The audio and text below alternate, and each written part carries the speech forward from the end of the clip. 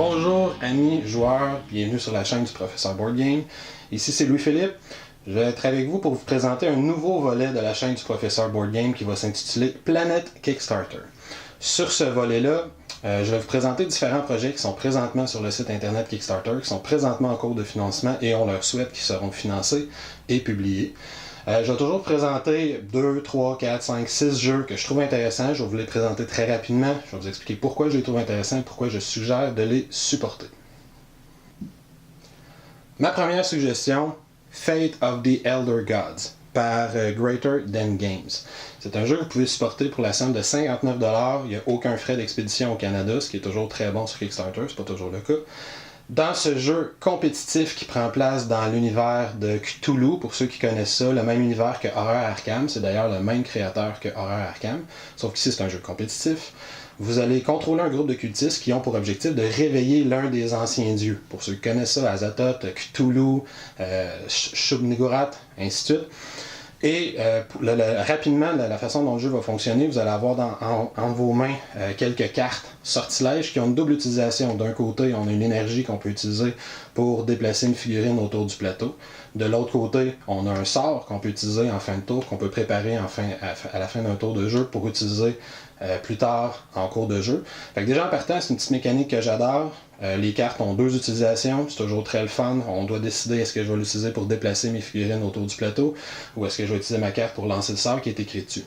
C'est un jeu qui vient avec des figurines, qui vient avec des petites miniatures, qui ont l'air d'être très bien faites, mais ça on verra si le jeu est produit éventuellement. Chaque joueur va avoir différents pouvoirs spéciaux selon le dieu qui essaie de réveiller, fait qu'on a une mécanique de placement d'ouvriers un petit peu qu'on contrôle avec des cartes, on a une mécanique de différents pouvoirs particuliers par joueur. Un jeu qui semble très intéressant. Deuxième suggestion que je vous fais, un tout petit jeu qui s'appelle Fire of Eidolon par Magic Meeple Games. Vous pouvez supporter ce jeu-là pour la somme de 24$, il y a un frais de 10$ supplémentaire pour le faire livrer au Canada. Ce jeu-là est un jeu coopératif où on va explorer un donjon, tenter de trouver 3 artefacts qu'on doit détruire avant que le méchant sorcier prenne contrôle du monde. Pour se déplacer, c'est un jeu assez classique, un petit peu comme Pandémie par exemple, on a un certain nombre d'actions, on prend ces actions pour se déplacer, explorer de nouvelles pièces, attaquer des cultistes méchants qui travaillent pour le sorcier. La chose qui me fait intéresser à ce jeu-là beaucoup, c'est le graphisme. C'est un graphisme 16 bits, donc un graphisme de jeu vidéo de l'époque Nintendo, Super Nintendo. Le graphisme est super intéressant, c'est à la mode récemment, Pixel Tactique, il y a plusieurs jeux dans ce genre-là. Donc Fire of Eidolon, très intéressant. Troisième que je suggère, Deus Ex Machina, un jeu par Halcyon Creative, 24$ le jeu, par contre, il y a un petit défaut, 15$ de frais d'expédition au Canada, ce qui est un gros montant pour un jeu de 24$. Mais on a ici un jeu de placement d'ouvriers, on a un jeu à pouvoir variable, chaque joueur va avoir des pouvoirs particuliers qui lui appartiennent.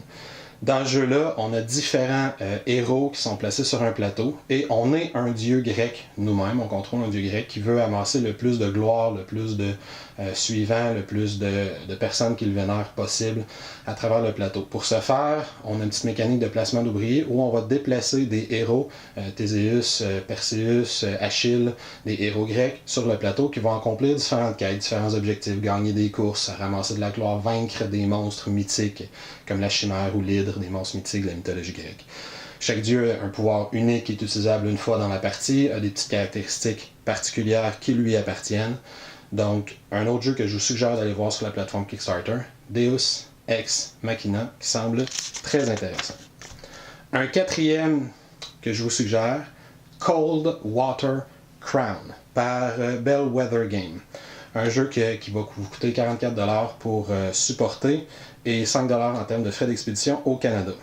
Ce jeu-là m'a attiré par pas par sa mécanique, mais par sa thématique, qui est unique. J'ai pas vu ça encore dans un jeu de société, à tout le moins parmi ceux que je connais. C'est un concours de pêche. Donc, on va être chacun un groupe de pêcheurs. Le plateau de jeu est séparé en différentes zones. Il y a le port, le lac, il y a une rivière, si ma mémoire est bonne. Et on va utiliser une mécanique de placement d'ouvriers particulière pour placer des appâts un peu sur notre petit plateau personnel qu'on va ensuite dépenser pour capturer certains poissons. Le poids des poissons est caché, c'est seulement quand on le pêche qu'on sait quel poids chaque poisson qu'on a pêché a. Et ensuite, à la fin du jeu, dans le décompte final, ben, selon les collections d'ensemble qu'on va faire, le plus de poissons uniques qu'on va avoir pêché va nous rapporter un certain nombre de points à la fin de la partie. Ce qui m'a attiré au niveau de la mécanique, c'est une mécanique de placement d'ouvriers, comme je l'ai dit, mais elle est particulière. Elle ressemble un petit peu à un jeu, pour ceux qui connaissent, qui s'appelle Raiders of the North Sea, dans lequel le joueur a un seul ouvrier à placer, un pion qui a une valeur de 1 d'un côté, de 2 de l'autre côté. Et pour faire son tour de jeu, il va tout simplement placer son pion à la valeur qui est représentée actuellement quelque part sur le plateau. Il va prendre l'action qui est là. S'il a placé un pion d'une valeur de 1, il va prendre l'action mineure. S'il l'a placé du côté 2, il va prendre l'action majeure. Et ensuite, ailleurs sur le plateau, il va prendre un autre pion et le ramener sur son plateau. Et il va prendre l'action qui correspond au pion qui a été récupéré. Même chose, action inférieure s'il a pris le 1, supérieure s'il a pris le 2. Mais en récupérant un pion, il va le tourner de côté.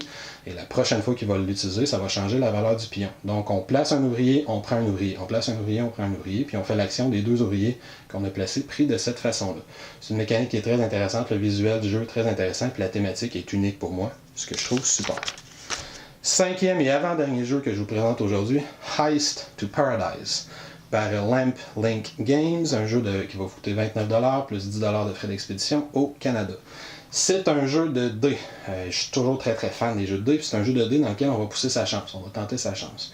On va avoir devant soi un paquet de cartes différentes qui représentent différents braquages, différents hold-up qu'on peut faire. Chaque joueur est un groupe de criminels ou un criminel différent. Le but est de ramasser $1 million et de se sauver avant tous les autres joueurs. Fait que c'est un jeu dans lequel on va lancer les dés. Selon les résultats qu'on a, on a des symboles d'AK-47, de cagoule, de voitures, d'hélicoptères, etc. Selon les symboles qu'on obtient, on va choisir l'un des braquages qui est sur le plateau pour essayer de faire, puis ensuite on va avoir le droit de relancer les dés 2 fois pour essayer de faire ce braquage-là. Un petit peu comme le principe de Yadzi, mais avec des symboles plutôt que des chiffres.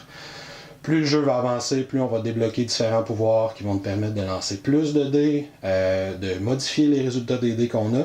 Et contrairement aux autres jeux de dés qui reposent sur une mécanique de pousser sa chance, dans celui-là, on peut interagir directement avec les autres joueurs en tentant de les attaquer et en tentant de leur voler les différents braquages qu'ils ont faits jusqu'à maintenant. Fait qu'on augmente le niveau d'interaction, ce que j'apprécie toujours beaucoup. Il y a également des petites cartes d'objets spéciaux, de pouvoirs spéciaux qu'on peut acheter, débloquer en courant de partie. Heist to Paradise par Lamp Link Games.